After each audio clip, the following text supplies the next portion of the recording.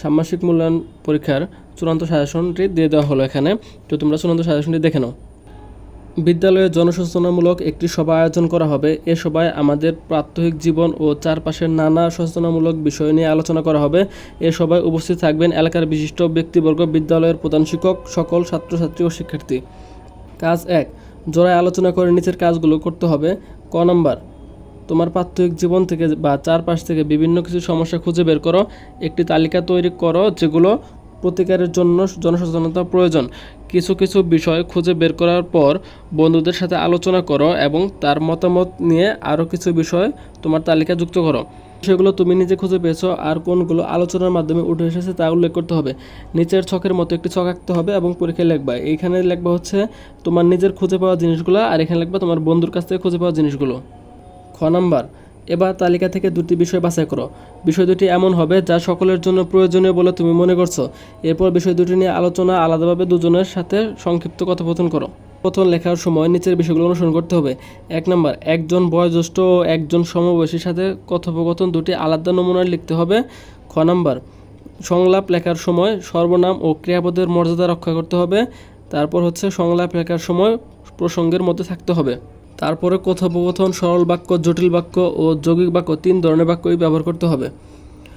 কথোপকথনের সকল নির্দেশনা নিয়ে জোড়ায় আলোচনা করা যাবে এবং জোড়ায় আলোচনা থেকে নতুন কী কী ধারণা উঠে এসেছে তা কথোপকথন লেখার আগে আলাদাভাবে সংক্ষেপে তুলে ধরতে হবে। কথোপকথন বিষয়বস্তু হুবহু এক হওয়া যাবে না।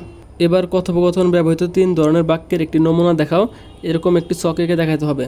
এখন বাক্যের যে সরল বাক্যগুলো এখানে লিখবে, জটিল বাক্যগুলো এখানে লিখবে, যৌগিক বাক্যগুলো এখানে লিখবে। মানে কথোপকথনের সময় তোমরা যে বাক্যগুলো ইউজ করছো সেখানকার সরল বাক্য এখানে লিখবে, জটিল বাক্য এখানে লিখবে, যৌগিক বাক্য এখানে লিখবে। কাজ 2, ক, যে দুটি বিষয় বা ঘটনা তুমি আলাদা করেছো সে দুটি বিষয় বা ঘটনা কেন অন্যদের জন্য দরকারি বা অন্যদের উপকারে আসতে পারে তা 150 শব্দের ভিতরে লেখো। লেখার সময় খেয়াল রাখতে হবে লেখার মধ্যে যেন সমাস, উপসর্গ বা প্রত্যয়ের মাধ্যমে গঠিত শব্দ থাকে। খ নাম্বার, তোমার লেখা থেকে সমাস, উপসর্গ বা প্রত্যয়ের মাধ্যমে গঠিত শব্দ আলাদা করো। সব মিলে 5টি শব্দ বাছাই করো। নিচের ছকের অনুরূপ ছক এঁকে খাতায় কাজটি করো। এখানে শব্দগুলো লিখবা, এখানে ভাঙলে কীভাবে লিখবা, শব্দটি কোন উপায়ে গঠিত এখানে লিখবা। ঘ নাম্বার, তোমার লেখা থেকে দুটি শব্দ বাছাই করো। শব্দ দুটির একটি করে মুখ্য অর্থ, একটি করে গৌণ অর্থ লেখো। এখানে মুখ্য অর্থ লিখবা, এখানে গৌণ অর্থ লিখবা। তারপর এখানে মুখ্য অর্থ, এখানে গৌণ অর্থ। এরপর তোমার লেখা অনুচ্ছেদের যে কোনো 3টি শব্দের প্রতিশব্দ লেখো। তারপর প্রতিশব্দ ব্যবহার করে বাক্যগুলো আবার লেখো। এখানে তোমার বাক্যগুলো আবার লিখতে হবে। কাজ 3, আসন্ন জনসচেতনামূলক সবার জন্য তোমার বাছাই করা ঘটনা বা বিষয়টির সাথে সম্পর্কিত করে banner, festoon, poster, placard, billboard, notice, leaflet, মোড়কের লেখা, বিজ্ঞাপন কিংবা আমন্ত্রণপত্রের মধ্য থেকে যে কোনো দুটির নমুনা লেখা তৈরি করো। 1 নম্বর, কাজটি হবে একটি দলীয় কাজ। 5 জনের দলে কাজটি করা যাবে। শিক্ষার্থীর সংখ্যা কম বেশি বিবেচনায় শিক্ষকের নির্দেশনায় ভিন্নভাবে দল গঠন করা যেতে পারে। আলোচনার মাধ্যমে লেখার কাঠামো এবং কী লেখা হতে হবে তা ঠিক করতে হবে। দলের প্রত্যেক সদস্য যেন 2টি করে নমুনা লেখা নিজ খাতায় তৈরি করে।